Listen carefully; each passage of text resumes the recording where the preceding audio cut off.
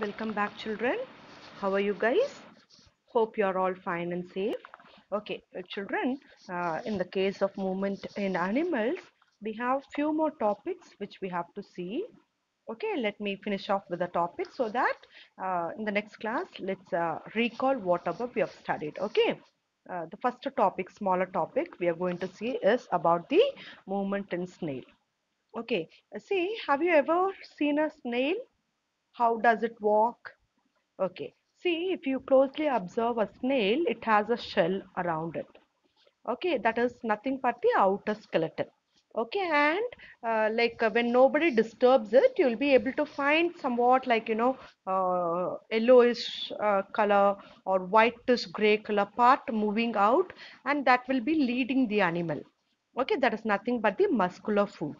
Okay, they have the muscular food, okay, which comes out when it is undisturbed, and they'll be carrying the other part of the animal on their back, and they'll be moving.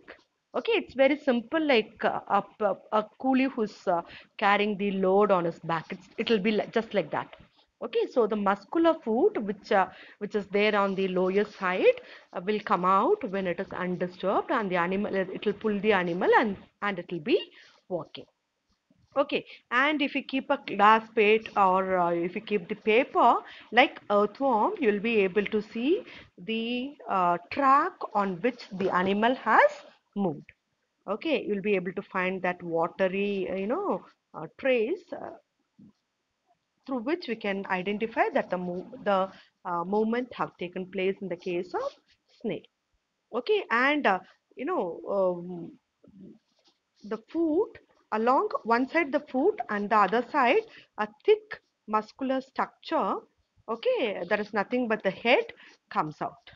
Okay, so the thick structure, one on the other back side it is foot, and in the front side it is a strong muscle. It's nothing but the head. Okay, and in the center it will be the shell, and when we disturb it, what happen? Both the foot and the head get inside. Okay, and it will be just a cover. Only the shell will be seen out. Okay, so in the case of snail, we can find the muscular foot helping them, and it is the smallest and slowest animal. Okay, they'll move literally very slow. Okay, slowest animal is the snail. Okay, and the next small heading is birds. Okay, if you closely observe the birds, you'll be able to see either the birds will swim, fly, or walk.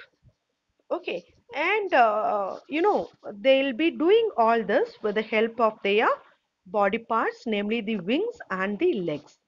Okay, and if you if you see, if you study about the birds, you will come to know the bones of the birds are hollow. Okay, they are light weighted. Okay, because of which the birds are able to fly. Okay, and we human being, we have hands and legs. Okay, the hands, biologically it is called as forelimb. This forelimb, in the case of birds, it is modified into wings which help them in flying. Okay, and the body will be boat shaped. Okay, and the bones will be hollow, and the forearm will be modified into the wings. Okay, and of course the legs will be there. If they are flying or if they are swimming, the four wings, that is, I mean, four limbs, that is, the wings help them. And when they walk, their legs help them in the movement. Okay, and we studied in fifth standard that Wright brothers observed the birds and they discovered the flight. You remember that, right? Okay. This is about the movement in birds. Okay. So the boat-shaped body which is present in birds help them in movement. Okay. They have the hollow bones, and the forelimbs are modified into the wings. Okay. Which help them in flying and swimming. Okay.